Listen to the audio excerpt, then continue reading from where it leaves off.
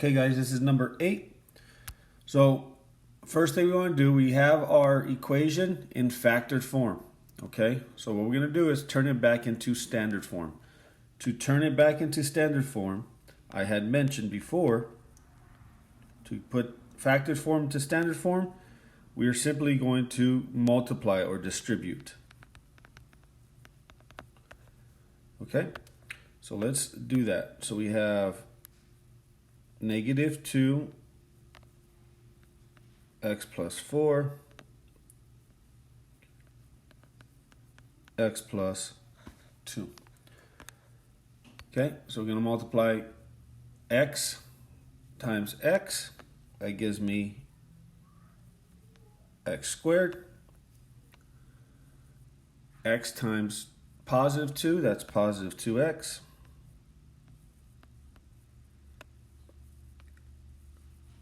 So we're done with distributing the x. We'll go to the 4. 4 times x, that's going to give me positive 4x. Positive 4 times positive 2, that's positive 8.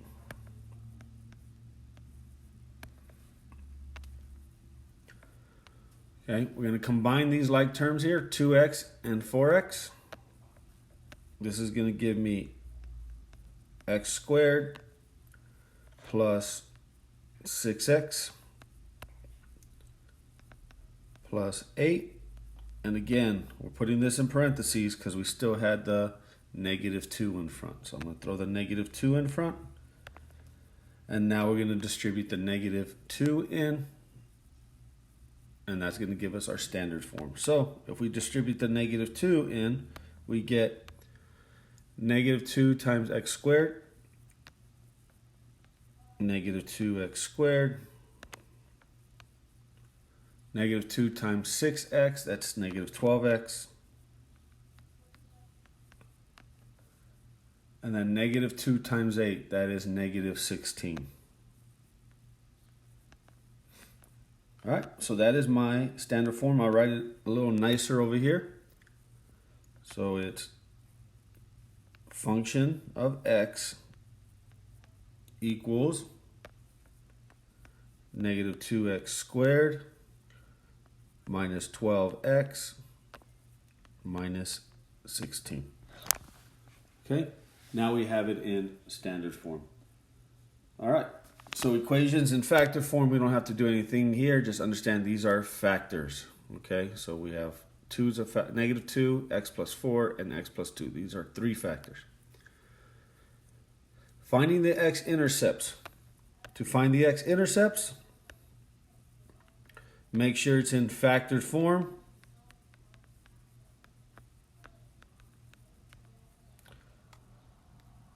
Set equal to 0. And then solve for x. Okay, something we've done before. So let's do it. Here we go, factor form. If you recall, I'm going to split these apart and set them equal to 0. Okay, so we have negative 2 equal to 0. X plus 4 equal to 0. X plus 2 equal to 0. And now we're only going to solve the equations that have an x. So if you look, there's no x here, so we're not even going to mess with this guy. We could ignore him. We want to solve x plus 4 equal to 0, so we're going to subtract 4. X equals negative 4. Here we're going to subtract 2. X equals negative 2. Okay, remember x-intercepts, we always want to put them in point form. So we want to put in x, y form. So to do that, your y in x-intercept is always going to be 0. Okay, so your y will always be 0 in an x-intercept form. So if we put this in x-intercept form or point form, our x is negative 4 and our y is always 0. Same thing over here. X is negative 2 and our y is always 0. Okay? So I'm actually going to plot these points. They go on the x-intercept. So negative 4, put a dot. and then -2, I'm going to put a dot.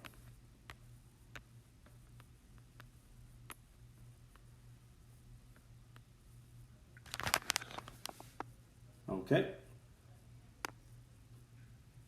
All right, let's shoot over to the y-intercept. So the y-intercept, to do this, we're going to plug x equal to 0 into standard form.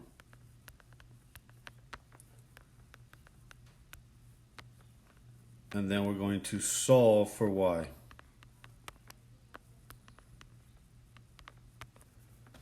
Okay, so we're going to write down our standard form, which is right here. So I'll write it right here for you. And then we're going to plug in 0 for x and solve. So we have -2x squared minus 12x minus 16.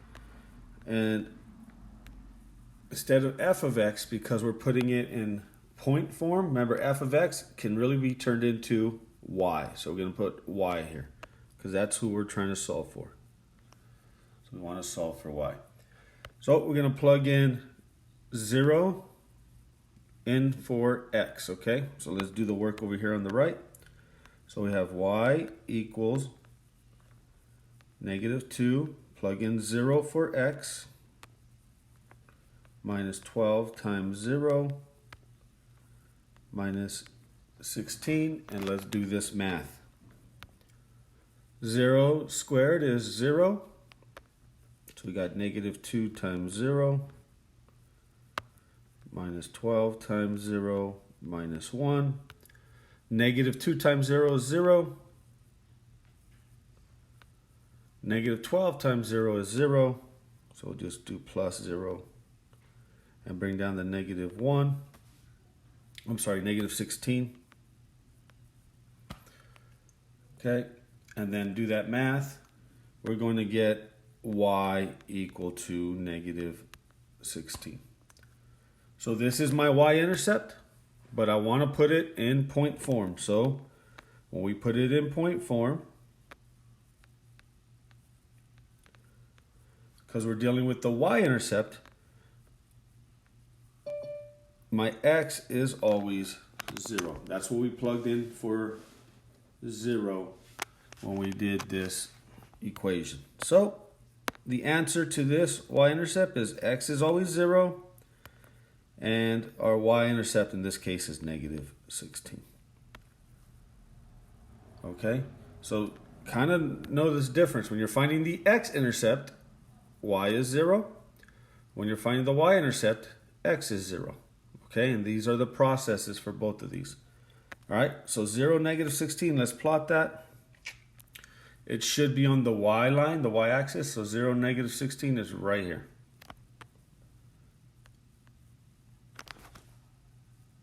All right, now we're going to go point symmetric to the y-intercept. So we can't do this until we do axis of symmetry. So we'll skip this for now. Let's go to leading coefficient. All right, leading coefficient, if you recall, is just your a value. Okay, so look at standard form. What is my a value? So let me label this for you. So we have A, B, C. Okay. If you only have factored form, your a value is the guy in front of all your factors. So if you look, here's my a value in factored form. It's -2. So you could use either one. It's a lot easier to see in standard form because that's what we've been talking about, A, B, C. But you can also find it in factors form. It's the guy in front, multiplying in front. Okay. So my a value is -2. So leading coefficient is -2. And how does that help us? I'll show you in a little bit. It's going to help us with this question here. Which way does a parabola open? Okay, so as I mentioned before, you'll have a parabola that looks like a smiley face if your leading coefficient or your A value is positive. You'll have a parabola that looks like a sad face if your leading coefficient or A value is negative. Okay? So let's answer this question here. Which way will my parabola open? Since its leading coefficient is negative, it's going to open down. So we call that open down. All right. So let's get into here, the axis of symmetry. Okay. So there's two ways to do this. I'm going to show you both ways. Okay. One way is using the roots. If you have two roots, like I have here, okay, we can find the axis of symmetry really quickly. What we do is split the roots right down the middle. So we kind of cut them into equal halves, okay? So if you look, from one root to the x, it's 2 jumps. If we split those jumps right down the middle, that is our axis of symmetry. So we'll put this in blue. So I'm going to do a dotted line for our axis of symmetry. So if you know the roots, this is the fastest way to do it. Okay, but sometimes even knowing the roots might not be easy to find the axis of symmetry. So that's why I want to show you the other version. So right now, our axis of symmetry has an equation of x. You always write it this way. Our axis of symmetry is x equal, and then you just look, where does it cross the x-axis? It crosses at -3. Okay, so that's one way to do it using the roots. Split them equally apart with a vertical line. The other way to do the axis of symmetry is by using a formula. Okay, so one way is to split the roots or the zeros, the x-intercepts, whatever you want to call them. Roots / x-intercepts. Okay. The second way is, if you do not know the roots, you can use this formula. X equals, let's put it over here so it's a little nicer. The other way is you can use x equals -b over 2a. All right? So this is the formula you're going to use if you just know the standard form. So if you look, here's my a, b, and c. I'm just going to plug it in here. So let's try it this way. So using the formula, -b, so my b is -12. So I'm going to plug in -12 here. So b is -12 divided by 2 times a. So my a value is -2. And then we just do this math. On top, negative times a negative is positive, so we have +12. 2 times -2 is -4. And then we divide, which means our axis of symmetry is x equal to -3.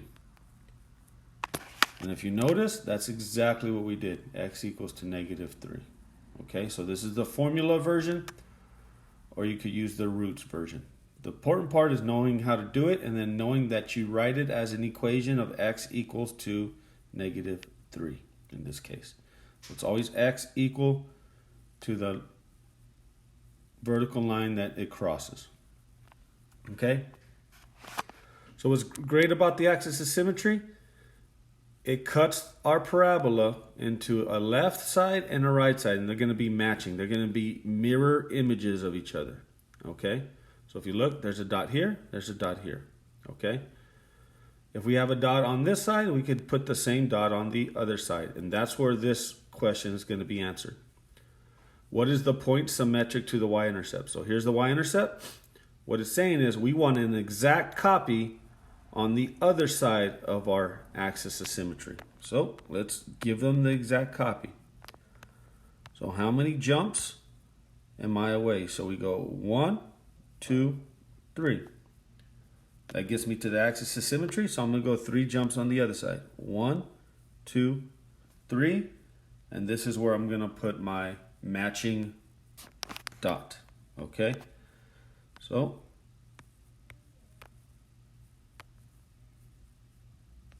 it goes right here. So this dot is for this answer.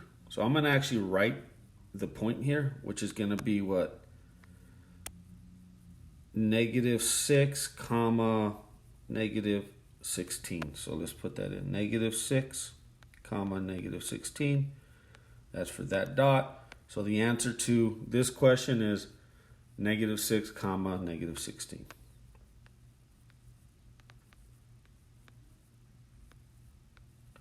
So how do I do the point symmetric to the y-intercept?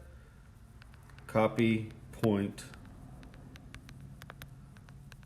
over axis of symmetry.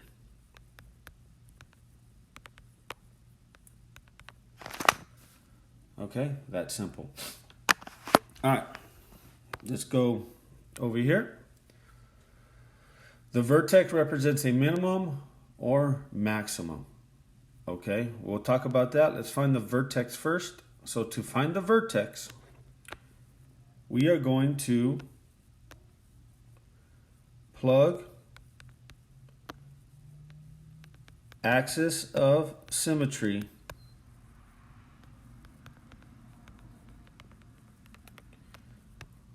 into standard form.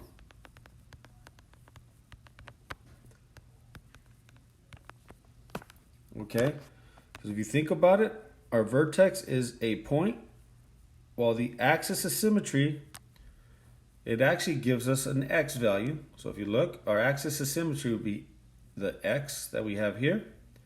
Our goal is to find the y. And when we find the x and y, we get the vertex point. So let's go ahead and do that. So right now, we know that our x value for the axis of symmetry is -3. So we know the first half. We need to find the y. Okay, so let's do that. We're going to plug the x, our axis of symmetry, back into standard form and solve for y. Kind of like how we did the y-intercept. But instead of plugging in 0, we're going to plug in -3. All right, so let's do that work. So it's going to be y equals -2. Instead of x, we're plugging in -3 squared minus 12 times -3 minus 16. All right, and let's do this math. -3 squared is 9. So -3 times -3 is 9 times -2 here. Careful with your signs. Then we got -12 times -3 minus 16. All right. And now let's do this math here. -2 times 9 is -18. -12 minus times -3, that's +36. And bring down the -16. And let's add and subtract here. -18 and +36, that gives me +18. Minus 16, that is going to give me +2. So now we know that y is equal to +2, so I'm going to replace y with +2 here.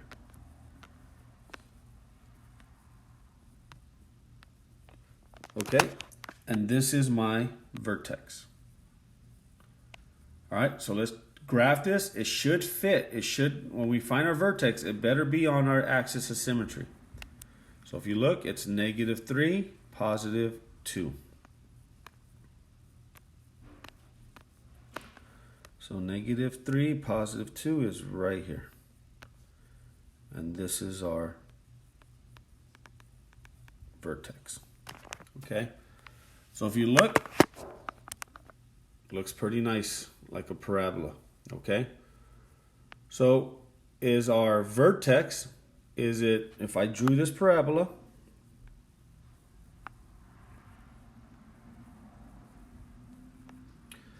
is our vertex at the highest part of the parabola? Is it on top of the mountain, or is it at the bottom of our parabola? And if you see our vertex is at the top, we would call this a maximum vertex. It's the max, the highest. Okay? All right. So the other way we can figure out if it's a minimum or maximum, just real quick, is by our leading coefficient. If it opens up, then our vertex would have to be at the bottom, which would make it a minimum. Okay? So that means a minimum is our leading coefficient, or our A value is positive. If you see your A value positive, it's minimum. Okay? And the reason is because our vertex would be at the bottom in this case, as you see on the left over here. If your leading coefficient or your A value is negative, then your vertex should be at the top because we open down. So that means when our A value is negative, we have a maximum. So A value is negative, we could have a maximum. So that's another way of checking if you have a minimum or maximum vertex. You could look at your leading coefficient. All right, guys, that's all I have for you. Hopefully this helps. I'm going to get you the checking code. If you have any questions or need extra help, please stay on. Take advantage of that. All right.